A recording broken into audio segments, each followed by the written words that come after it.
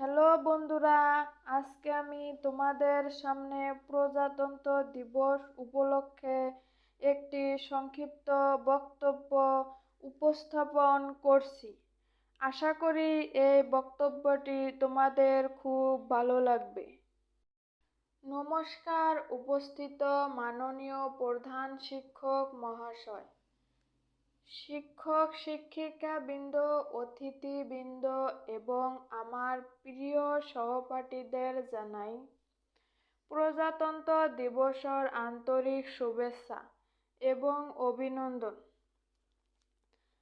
আজ ২৬শে জানুয়ারি প্রজাতন্ত্র দিবস, যা প্রত্যেক ভারতবাসীর কাছে অত্যন্ত গৌরবময় দিন, কারণ এই দিনে ভারতের একটি সার্বভৌম গণতান্ত্রিক প্রজাতন্ত্র হিসাবে প্রকাশ করে।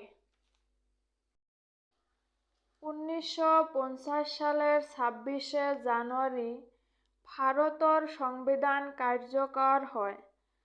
তারপর থেকে আমরা ২৬শে জানুয়ারি দিনটিকে প্রত্যেক বছরের প্রজাতন্ত্র হিসাবে উদযাপন করি।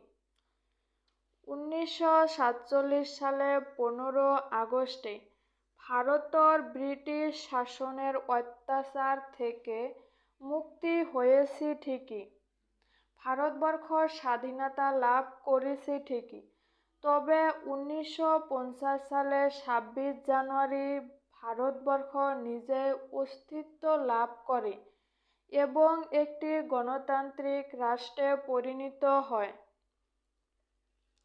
ভারতবর্ষের এই সংবিধান হল সংগ্রাম বিশ্বের সবচেয়ে বড় লিখিত সংবিধান, যার রচয়িতা হলেন ডক্টর বি.আর. আম্বেদকর এবং যার রচনা করতে সময় লেগেছিল ২ বছর ১১ মাস ১৮ দিন।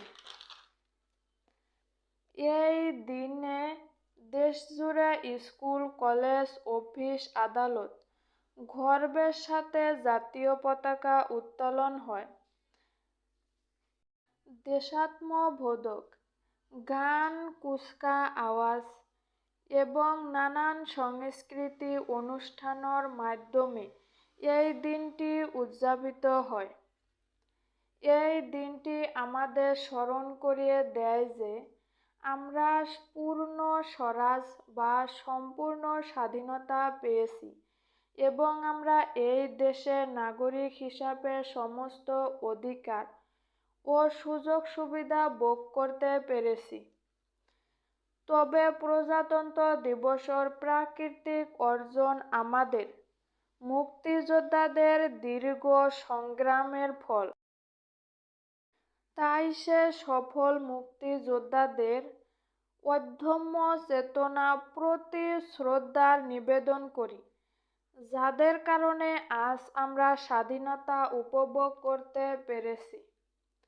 তবে দুর্ভাগ্যবশত দরিদ্র, বেকারত্ব, বৈষম্য, অপরাধ, দুর্নীতি ইত্যাদির মতো সামাজিক কুফল আমাদের দেশকে এবং জাতিকে উন্নয়ন ও অগ্রগতির পথে যেতে পিছিয়ে টেনে নিয়ে যাচ্ছে।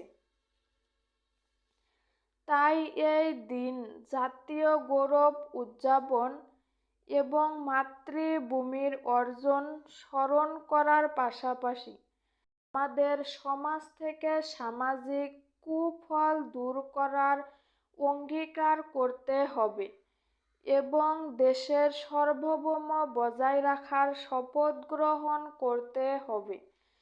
জয় হিন্দ, বন্দে মাতরম।